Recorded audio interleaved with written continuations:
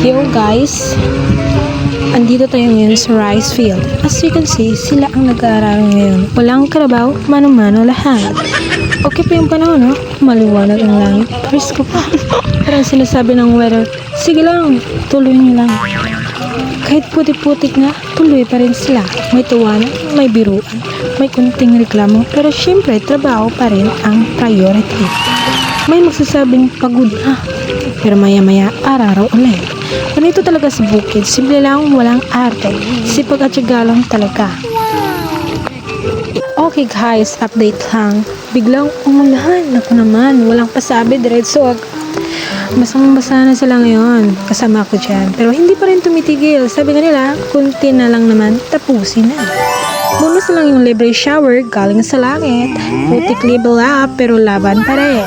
Pagod na, basta na, pero tuloy pa rin hanggang matapos. Ganyan talagang buhay sa bukid. Kahit umulan, kahit mahirap, hindi sumusuko.